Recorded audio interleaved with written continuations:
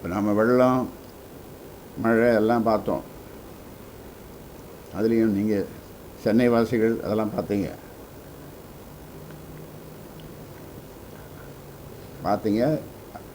அதனால் ஏற்பட்ட பாதிப்புகளையும் நீங்களும் அனுபவிச்சிங்க, மக்களும் அனுபவித்தாங்க. ஆனால் அதை விட மோசமாக பணம் வெள்ளமாக பாய்ந்தது, பணமழையாக கொட்டப்பட்டது.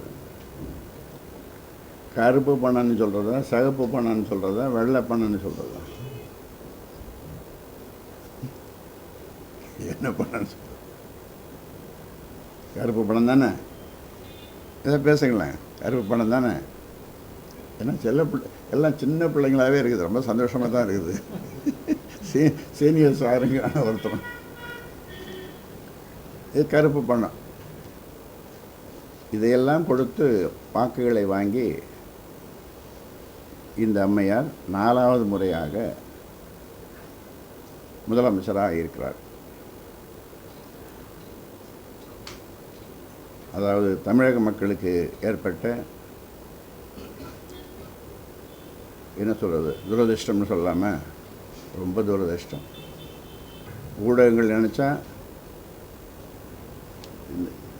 துரும்புறது தான் இல்லை. ஒரு துரும்பை இது துரும்பே இல்லை, இது தூணு, துரும்பே இல்லை, இது தூணு அப்படின்னு சொல்லுவாங்க.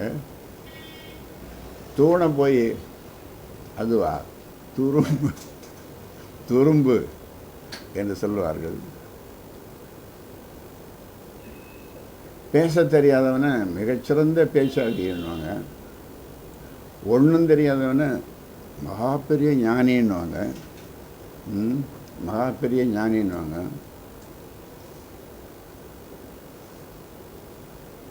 உளறுவாயனை இந்த தமிழ்நாட்டுக்கே தலைமை தாங்கக்கூடிய தகுதி இவருக்கு தான் உண்டு அப்படி என்று சொல்லுவார்கள். ஆனால் ஒரு நண்பர் சொன்னார் என்கிட்ட, பத்திரிகை நண்பர் தான் சொன்னார், இங்கே கோயம்புத்தூர்லேயே, இங்கேன்னு நினைக்கிறேன், கோயம்புத்தூர்லேயோ தூத்துக்குடியிலையோ, சார் அது ஒன்றும் இல்லை சார், 6 சைபர் அது கூட்டுங்கன்னார். என்னப்பா சொல்கிற அப்படின்னு. ஒரு மாதிரி தான் இளைஞர் தான். 6 சைபர் கூட்டுங்க சார்ன்னார். 6 சைபர் எப்படி கூட்ட முடியும்னு நான் சொல்கிறது ஒரு 2 மாதத்துக்கு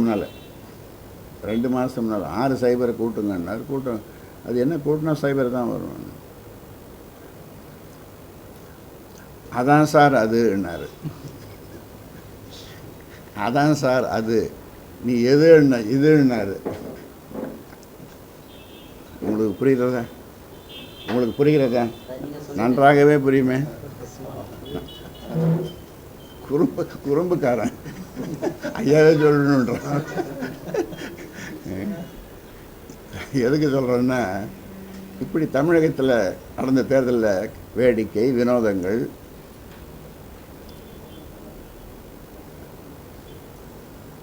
அதில் ஒரு பத்திரிகை தலைப்பே போட்டு எழுதும், ஜனநாயக திருவிழா. ஜனநாயக திருவிழான்னு ஒரு பத்திரிகை தலைப்பே போட்டு எழுதும்.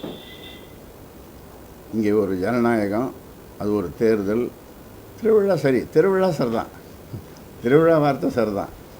ஏன்னா திருவிழா தான் நடந்தது. திருவிழா தான் நடந்தது.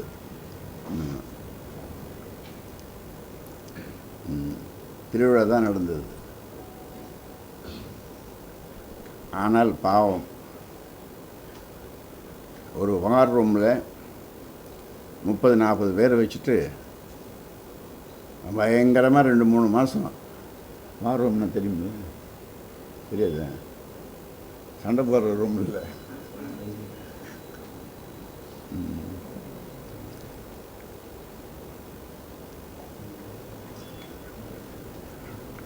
அதை எப்படி ஒரு 1000 கோடி ரூபாய்க்கு செலவு பண்ணியிருப்பாங்க.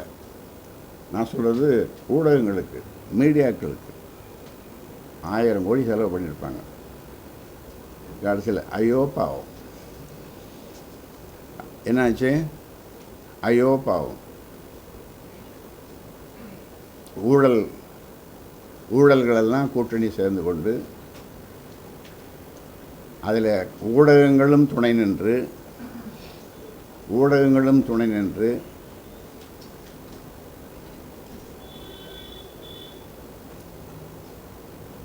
அவருடைய அன்புமணியினுடைய அந்த கனவை குலைத்து விட்டார்கள். 20 ton AC, 20 ton AC, 20 air cooler. அதாவது நான் உங்களுக்காகவே வாழ்கிறேன், எனக்கு யார் குடும்பமாக இதுவாக யாருமே இல்லை, நான் உங்களுக்காகவே வாழ்கிறேன், தமிழ்நாட்டு மக்களுக்காகவே வாழ்கிறேன், எனக்கு எதுவுமே இல்லை, ஒரு பங்களா கிடையாது, அதெல்லாம் ஒரு சின்ன குடிசையில் வந்து ஒரு ராஜயோகி மாதிரி நான் வாழறேன் அப்படின்னு சொல்கிறார். அதுக்கு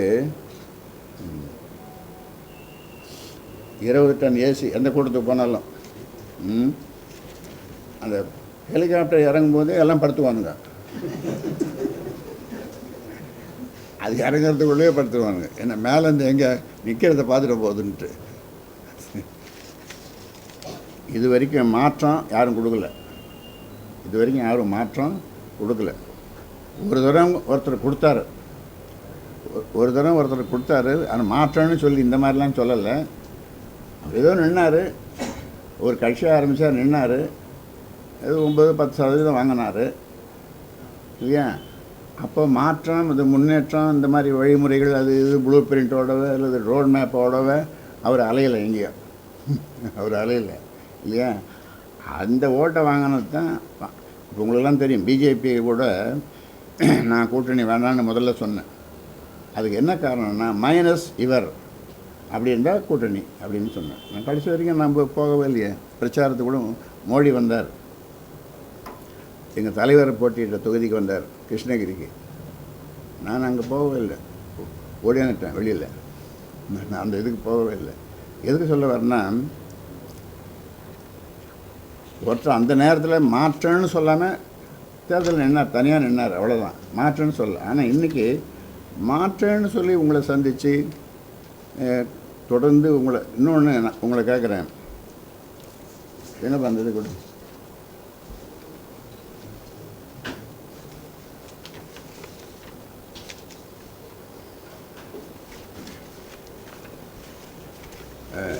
ஒரு முதலமைச்சர் ஊடகங்களை சந்திக்கணுமா இல்லையா? சொல்லுங்க, பேசுங்க. நான் ஒரு இன்ட்ராக்ஷன் தான், சும்மா ஒரு இது தானே, சந்திக்கணுமா இல்லையா? நம்ம தமிழக முதலமைச்சர் 5 முறை சந்திச்சிருக்கார் 5 வருஷத்தில். 17/5/2011 பதவியேற்றதும் அதான் முதல் சந்திப்பு. 24/5/2011 அப்போ என்ன சொன்னார், வாரம் ஒரு முறை பத்திரிகையாளர்களை சந்திப்பதாக கூறியதனுடைய அடிப்படையில் முதல் பேட்டி அது.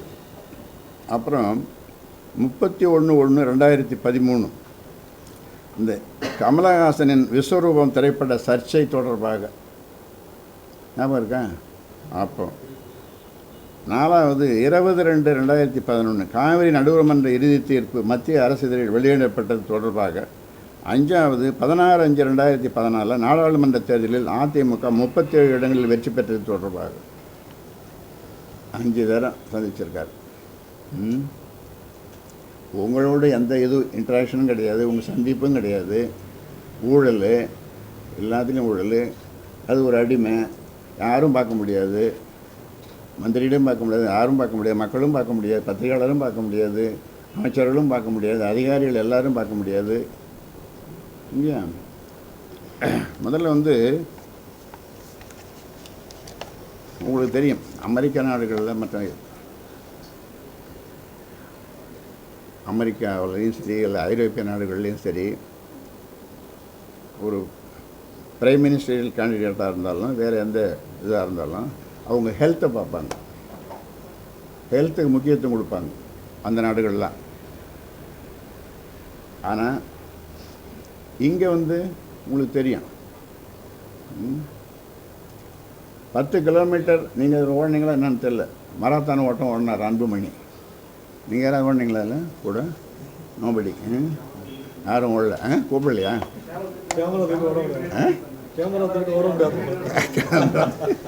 இல்லை, கேமரா தூக்காமல் போயிடலாம்ல. ஒரு இன்ட்ரெஸ்ட் ஓட்டுறோம். 10 கிலோமீட்டர் மராத்தான் ஓடினாரு. அந்த கொள்கையோடு இவ்வளோ ஆவணம் வச்சு, ஒரு டாக்குமெண்ட்ஸ் வச்சு, ஒரு ப்ளூ பிரிண்ட் வச்சுட்டு உங்கள்கிட்ட தானே எல்லாம் வெளியிட்டோம். எங்களை பார்த்தா எல்லாம் இவங்க காப்பி அடித்தாங்க. எல்லாம் 2 பேர் 42 இது காப்பி அடித்தாங்கன்னு, அப்புறம் இன்னொன்று 29 காப்பி அடித்தாங்கன்னு எல்லாம் விலாவாரியாக படித்து காட்டணும்ல. என்ன ஹோட்டலில் பார்த்து ரெயின் ட்ரீயில் நீங்களாம் வந்துடுறீங்களே, அதில் படித்து காட்டணும்ல.